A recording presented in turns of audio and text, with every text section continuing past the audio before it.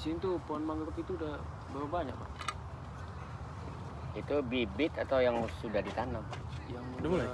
ditanam. Kalau yang udah ditanam itu dulu waktu penanaman kami kurang lebih sekitar 20.000 bibit 20.000 ya. yang tertanam. Jadi mungkin dari 20.000 bibit itu ya nggak mungkin dia bisa semua ya. Jadi Nggak ada yang semua hidup, ada berhasil. yang mati. Jadi bisa dibilang sekitar 20% lah yang di angka kehidupan 80%. Kalau untuk jenisnya, baik sini Pak. Jenis mangrove. Mangrove itu kalau jenis Rhizophora itu, jadi mangrove itu ada Rhizophora, ada Avicennia, kemudian ada pohon Nipah frutica. Jadi kalau di sini ada cuma 50 jenis. Banyak juga ya. Yang paling mendominasi apa Pak? Yang lebih dominasi itu jenis Rhizophora itu Rhizophora apiculata, Mocranata, Stylosa, sama Avicennia. Senial. Nah, kemudian ada satu huntun atau teruntun. Itu yang lebih, tapi yang lebih dominan Rhizophoranya yang lebih tumbuh.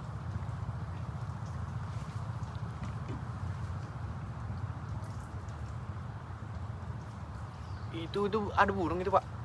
Burung apa itu Pak? Memang ada burung sini ya? Kalau burung banyak. Itu tadi kayak burung merak itu di itu cemara laut itu. Iya. Besar kan.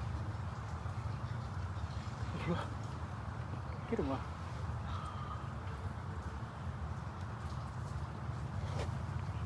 Kau buka lah.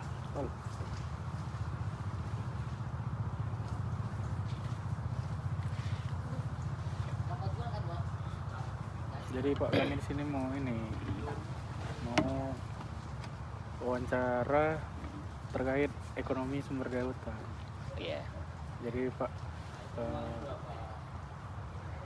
mau nanya beberapa hal lah kami Pak di wisata Kampung Nipah ini kan. Jadi Pak untuk produk yang dihasilkan dari sini tuh apa aja Pak? Dari mangrove itu Pak? Yang di apa sih namanya? Produk olahan. Iya, yang diolah ya Pak. Kalau produk olahan itu yang lebih dominan itu sebenarnya kita diolah di sini yang lebih prioritas itu kayaknya lebih ke kerupuk jeruju. Kerupuk Nah, daun jeruju. iya, karena kan memang pertama dari bahan bakunya juga lebih mudah. Iya. Kalau yang lain-lain itu kayak sirup itu kan tergantung buah musim itu juga, makanya memang yang paling lebih kita utamakan untuk pengolahan pasti di kerupuknya aja gitu. Kalau di sirup, kalau pas musim buah buah perepatnya itu ya bisa diolah. Sirup itu benar-benar dari apa itu Pak? Dari buah, Dari buahnya. buah perepat atau ada buah tambahan pidada. gulanya juga, Pak? Ada buahnya di situ, sebelah situ ada buahnya. Oh, Jadi dari buahnya itu diproses, dia buahnya itu asam dia kan. Setelah dijadikan sirup. Sirupnya buat minuman juga Pak? Iya, bisa diminum, dia manis-manis agak asin dikit gitu. Kandungan vitamin C-nya itu 3 kali lipat lah dibanding dengan jeruk. Lebih tinggi dia. Makanya memang ya bagus sekali gitu. Cuman memang nggak diolah sama ibu-ibu ini, semua itu tergantung dari buah musiman juga. Kalau pas dia musim buah lebih mudah diproduksi. Terus ada satu juga, ada namanya teh jeruju. Jadi teh jeruju ini sebenarnya bisa diolah. Tapi dia kan harus pakai proses pengopenan. Jadi diopen kering, kemudian baru dijadikan teh. Itu manfaat dari teh jeruju itu sebenarnya bisa untuk kalau kita di sini secara kesehatan medis itu untuk salah satunya untuk mencegah penyakit asma. Kelenjar juga ya? Iya, kelenjar getah bening itu dia. Apa ya kalau bahasa kedokteran itu dia punya kandungan zat apa? Pokoknya yang bisa menetralisir kandungan racun lah gitu. Antitoksin di tubuh. itu. Antitoksin betul. Itu dia. Ada kelebihannya. Itu Pak produknya itu udah pernah dipasarkan itu Pak?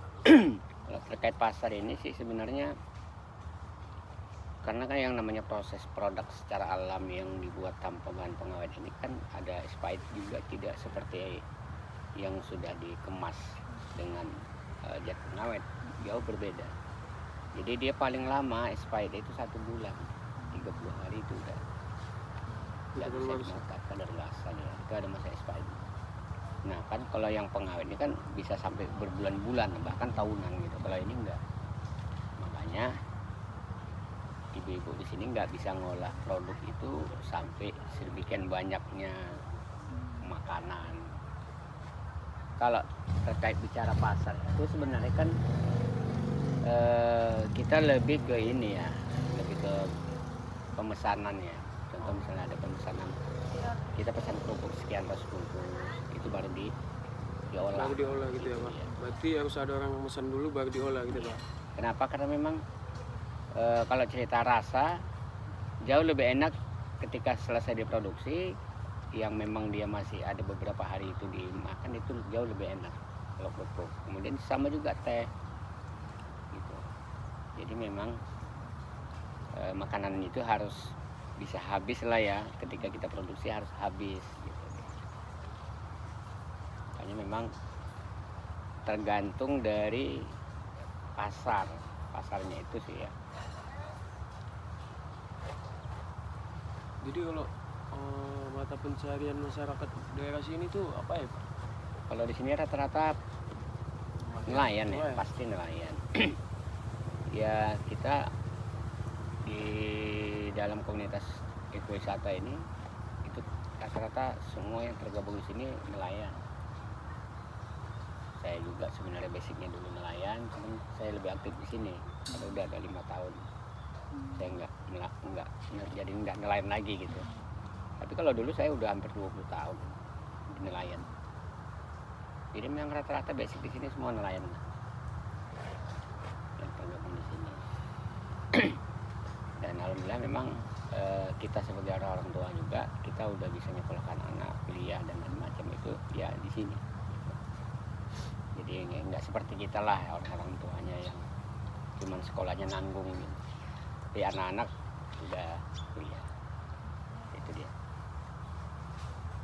Kayak anak Patus mungkin dia udah mau ambil S2 gitu. Jadi memang perlu juga untuk pendidikan anak. Jangan seperti kita lah sebagai orang-orang tuanya kan gitu. Kalau untuk produk yang tadi itu Pak, itu kayak kerupuk itu biasanya dipasarin berapa harganya itu Pak? Kalau kerupuk itu satu bungkusnya 10.000.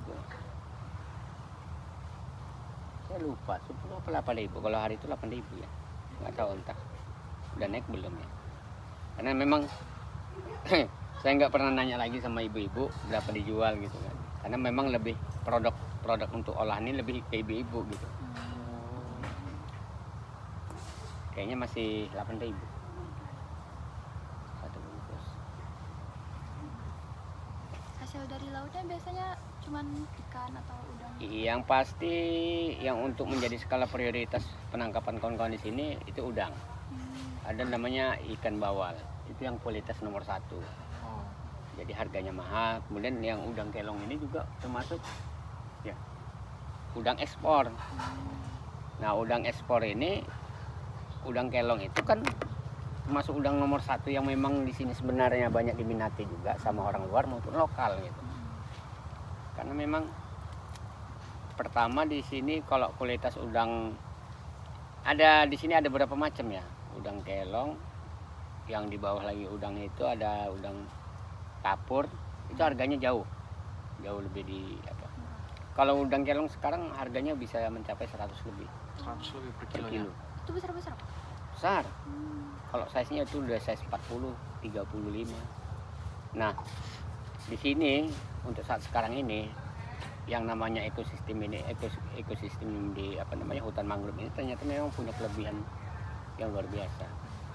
Jadi sekarang nelayan setelah ada apa namanya konservasi yang sudah dilakukan sama kita di sini, untuk cari udang itu sekarang lebih mudah. Cari 5 kilo, 4 kilo itu udah dapat gitu. Lebih banyak nih Pak. Lebih banyak. Makanya memang itu dirasakan betul gitu. Kalau dulu kita masih dalam proses penanaman, hutan nggak ada. Ya jujur, saya masih melaut, susah kali cari udang. Saya nyarinya harus berapa mil gitu baru ketemu. Itu pun juga bisa dibilang cari sekilo aja susah. Kalau sekarang nggak perlu jauh-jauh di sini, dekat. Oh, berarti menurut itu setelah ada yang mangrove ini banyaklah manfaat yang dibawa gitu ya? Nah Pak? itu di sini. Kemudian bisa dipastikan yang namanya di sini Seledang Bedage ini kan termasuk salah satu teluk. Nelayan batu bara Asahan, nelayan dari Langkat, kemudian nelayan-nelayan Jaduk itu kemari semua juru tumpahnya. Cari ikannya. Bayangin aja gitu. Kita yang punya wadah tempat di sini kayak ikan teri itu semua di sini. Pukat itu sampai nanti kalau pas pasang mati boleh nanti dilihat di sini itu sampai ratusan unit kapal itu di depan sana. Tepi pantai. Hidup semua lampu seperti kota. Itu cari teri. Di sini tempatnya gitu. Itu dia. Jadi dibiarin aja gitu Pak. Ya nggak apa-apa sih sepanjang dia tidak merusak ekosistem. Karena kalau alat tangkap pukat ini kan bukan pukat yang ditarik, tapi kan pukat apung ini kan dia model ditaruh kayak seperti keramba. Ya. Dia cari ikan teri, ya udah nggak ada masalah. Tapi jaraknya itu 2 mil. Kan ada aturan sih sebenarnya. Itu terkadang pun di bawah 1 mil gitu. Pernah kami komplain kawan-kawan di sini, nggak boleh terlalu ke pinggir. Ya mereka sadar juga. Di sini bukan lagi 10, 20, tapi ratusan gitu. Itu yang dari Bedage, dari batu bara, Angkat. dari Ledong juga ada. Kemudian dari Belawan banyak. Jadi di sini tumpahnya gitu. Makanya kan bayangin berapa ratus nelayan kemarin carinya. Jadi kita ya bersyukur karena kita nggak perlu jauh-jauh. Mereka jauh loh gitu kemarin nyarinya. Ada apa kan gitu? Karena di sini sumber. Nah itu. Sebenarnya kan memang paham tentang ini kan harus disadari juga sama masyarakat sekitar lainnya. Kita juga pernah coba sosialisasi dengan kawan-kawan yang di luar, kayak di Asahan untuk nanam mangrove. Ya kita juga punya kawan di sana, namanya si Ajiji. Tahu di pantai sejarah ya, pantai Pelupuk, udah pernah ke sana? Nah itu, Kami ke Langkat kemarin Pak. iya Langkat itu Ini Pasar Rawa. di mana ya? Gebang. Di Gebang. Kalau di daerah Langkat, namanya di daerah Batu 100 itu, Pangkalan Susu tahu ya? Ya, ya. Masuk ke dalam ke kanan itu daerah Lubuk Ketang. Itu Oh, iya. binaan kita sini. Jadi mereka belajar ke kita bagaimana proses cara menanam, kemudian mereka juga ikut bagaimana melakukan edukasi. Kita kasih ilmunya. Tapi memang semua itu kan tergantung dari Orangnya. dari kekompakan ya, dari kekompakan ke kelompok itu sendiri, kesadarannya. Nah itu karena kalau kami di sini dulu berkomunitas itu kita belajar bagaimana mengubah mindsetnya dulu. Kalau pikir karena nggak gampang. Ketika kita bisa mengubah mindset satu persatu dan kemudian ini disatukan, pasti sama pemikirannya. Kita harus begini loh, ayo kita ikut gitu. Karena nggak gampang. Apalagi di pesisir ya, jauh lebih sulit gitu dia. Jadi menurut Apa, Dek? Bapak, Iya. kira-kira dengan adanya kayak produksi hasil hutan yang tadi itu, terus dari nelayan itu udah cukup belum mensejahterakan masyarakat di sini Pak? Kalau dampak dari hutan ini sendiri yang pertama di laut. Kemudian kalau dampak secara langsung ke kitanya, kita ini kan yang tergabung di sini kan banyak warga sekitar juga ikut di sini bergabung di komunitas ini. Artinya kita bersama-sama juga merasakan dampak dari ekonomi yang kita bangun di sini, baik di ekowisatanya dan lain-lainnya itu. Jadi ada 40 kakak yang tergabung di sini. Jadi kalau setiap hari libur nggak kurang dari 70 sampai 75 orang pekerja di sini. Itu dia. Nah artinya memang secara tidak langsung kita membangkitkan taraf perekonomian kawan-kawan yang ada di sini kan gitu. Karena memang itu tujuan kami di awal. Tapi kalau cerita gitu kan kita memang saya buka lagi sebenarnya ceritanya panjang. Karena ada ada sejarah kita di sini, nilai histori sendiri di sini kan, sejarahnya kayak seperti apa. Jadi nggak semudah apa yang saya ucapkan juga, ada tantangannya baik di eksternal, di internal, ya itu dia.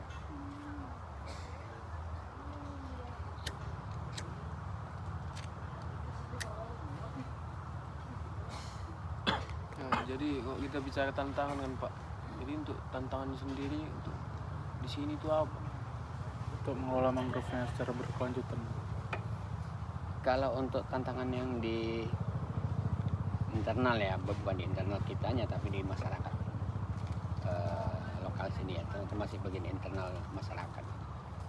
Yang pasti kan kita harus kuat memberikan sosialisasi betapa pentingnya hutan mangrove itu. Kemudian jangan sampai ditebang. Itu yang selalu kita kasih informasi dan kita arahkan. Ada undang-undang yang diatur dan tidak boleh menebang ini loh.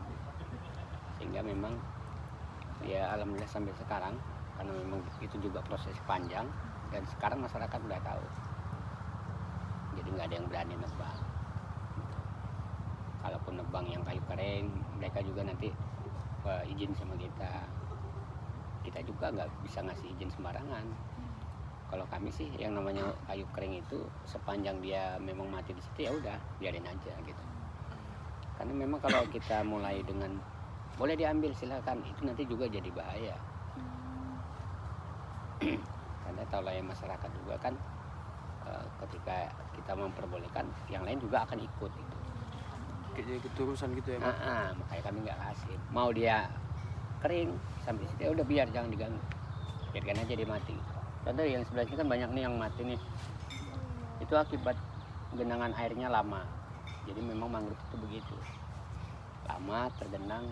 Jadi juga ada perubahan di pohonnya. Jadi banyak juga yang agak mati di pohon. Tapi itu lebih ke pohon apa api-api atau Pecunia marina. Itu lebih ke pohon itu, bukan di Jupora ya. Di Jupora tahan.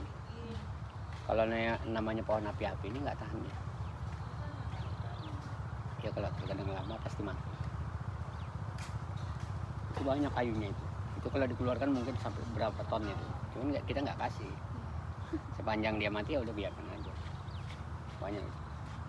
Jadi ada 1-2 orang itu juga Pak tetap motong gitu tanpa tahu.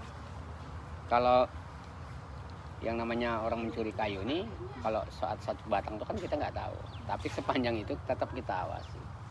Jadi ada yang jaga gitu ya? Sini juga ada yang menjaga malam. Karena memang kita wanti-wanti, satu batang pohon kalau kalian tebang yang baru pun tetap kita laporkan. Makanya nggak berani masyarakat. Dan itu kita kasih pemahaman tentang betapa pentingnya mangrove dan kaitannya soal nelayan, tangkap itu. Memang berat PR-nya itu. Kalau masyarakat ini kan mikirnya, alah orang satu batang pohon aja masa nggak boleh kan gitu. Tapi kan dia nggak mikirkan dampak dari itu gitu.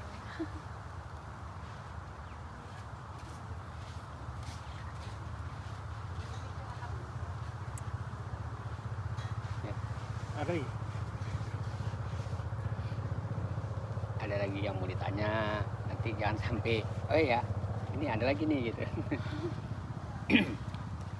Berarti Pak, pemanfaatannya itu berarti untuk kelestarian ekosistemnya, berarti untuk kelestarian ekosistemnya lah lebih besar gitu ya. Kalau untuk pemanfaatan kayunya sama sekali nggak ada di sini Pak. Kami memang tidak pernah melakukan itu. Padahal memang pemanfaatan kayu itu kan sebenarnya dibutuhkan juga sama masyarakat. Nah pertanyaannya kan tadi itu kan sudah saya jawab tadi Ya. bahwa kalau memang kita lakukan ini dan kita bolehkan, di situ kan ada kesan pembiaran, kan bahaya gitu buat kita yang ada di sini terkait bagaimana kita menjaga hutannya. Itu nanti sulit karena memang masyarakat kalau memang pemahamannya, pola pikirnya juga belum tahu, menganggap ini dibolehkan ambil aja lah gitu. Tapi berdampak nanti dari itu. Karena kayu sekarang kalau dijual mahal loh, Iya. mahal kayu keringnya nih. Kayak jadi arang ya. Iya, kami nggak kasih. Beda aja dia kering di situ sampai dia hancur. Udah kira-kira memang hancur di situ baru kita sisip lagi itu. Jadi dia mati dengan sendiri, hancur dengan sendiri tanpa kita ganggu gitu, baru kita sisip lagi gitu. Termasuk itu jenis pohon api-api atau Avicennia, ini dia pohon. Beda daunnya. Nah ini yang kering ini, itu jenis Avicennia. Memang mudah mati dia. Dia kalau udah usia sampai 10 tahun pasti mati dia. Apalagi rentan dengan air genangannya terlalu lama. Itu dia pohon api-api ini susah. Karena paruhnya itu ada di seputaran akar. Jadi kalau tergenang di air dia udah nggak bisa ini lagi. Paruhnya itu dia seperti apa ya aku bilang, kayak duri-duri gitu dia. Padahal nggak tajam. Itu paruhnya. Kalau tergenang itunya lama mati dia. Dipastikan mati.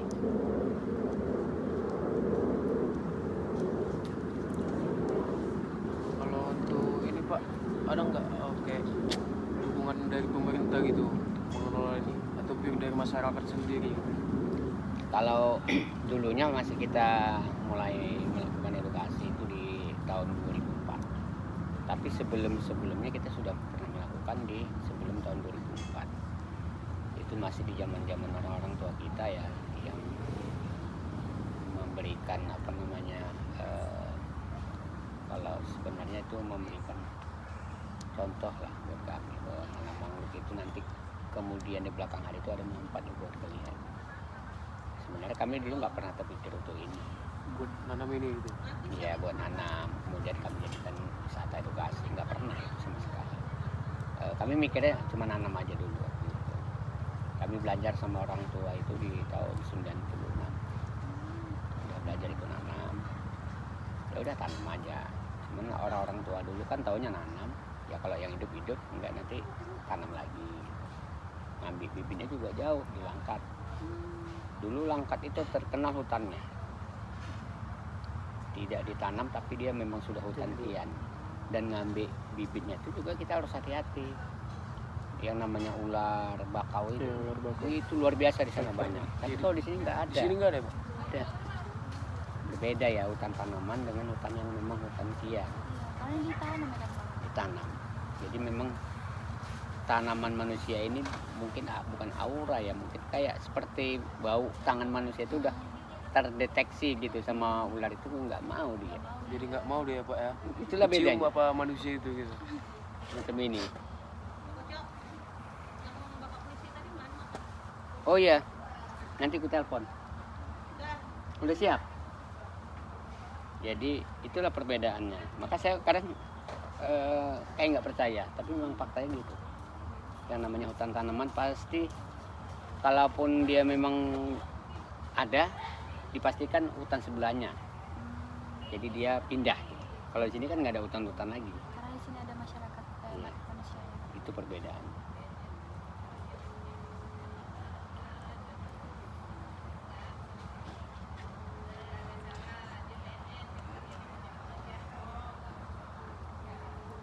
Untuk ini apa ini Pak? Oh, ikan sepaku. Pak, udah siap, Pak? Udah siap? Ikan sepaku. bakal bagal Mas. Oh, dibungkus. Kutuk. Nah. Iya. Sepakat Udah. dikutuk. Ada lagi. Oh ya, nanti biar diarahkan sama ini. Iya, Betul. Ada pohon kita, Pak ya. Iya. Siapa habis? Iya, Pak. Iya, Pak. Apa? Bungkus saja, mau dibawa pulang. Bungkus. Kok pulang? Iya. Makan nanti dia pulang kan? Iya, dibawanya pulang nih sekarang. Sekarang? Heeh. Jadi Pak, terakhir lah ini Pak pertanyaannya Iya. mengenai, berarti setelah ada hutan mangrove ini, berarti memang dalam segi ekonomi memang signifikan gitu ya Pak, berdampak kepada ekonomi masyarakat sini Pak. Sangat kali pun, karena memang ada kaitannya ke situ. Selain dia berdampak secara ekonomi, tapi juga di apa namanya di di ekosistem lautnya itu juga pasti. Lebih banyak di lautnya ya? Iya. Karena kan ada namanya bukan simulasi ya, semacam mata rantai. Jadi dia berkembang biak di mangrove, setelah itu dia berkembang biak nanti bertelur apa, baru dia balik lagi ke laut, kemudian balik lagi yang induk, gitu dia. Jadi dia kayak mata rantai ya. Sembari dia juga cari makanannya di sini. Jadi apa ya, semacam ada amoeba ya kalau makanan udang itu. Iya. Iya, Pak. Itu dia. Jadi amoeba yang dihasilkan dari mangrove ini luar biasa, itu nanti dibawa ke laut itu. Itulah jadi bagian makanan apa namanya, udang. Pasti udang lah dulu. Itu dia. Ikan-ikan juga. Iya.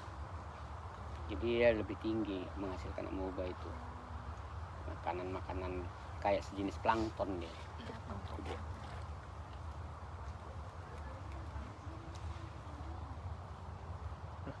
Jadi ikan sepaku tadi itu Pak nggak ada pemanfaatannya tuh Diolah bisa nggak tuh, Pak? Kalau spakul itu kan termasuk salah satu lama gitu. biota ya.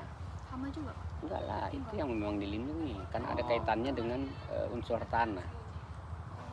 Sama kayak cacing, dia kan sering ngorek ke bawah, naikkan apa tanah itu. Itu menyuburkan pohon loh. Oh. Ikan sepak tadi. Iya, Karena aku pun baru nampak itu Iya. ikan. dia ada lubangnya. Iya, tadi itu. Apa ubahnya kita nanam padi ada cacingnya, begitu dia. Jadi proses diambil tanah naikkannya. Sebenarnya itu dia. Kita kan nggak tahu. Jadi semua yang diciptakan itu punya manfaat Manfaat. masing-masing. Kan kita nggak tahu.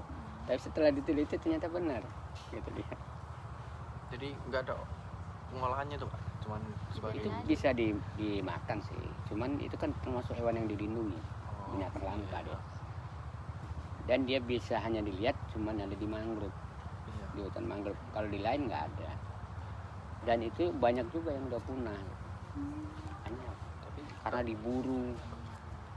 Ada yang enak dimakan. Makanya itu sekarang dilindungi, tidak boleh. Itu dia.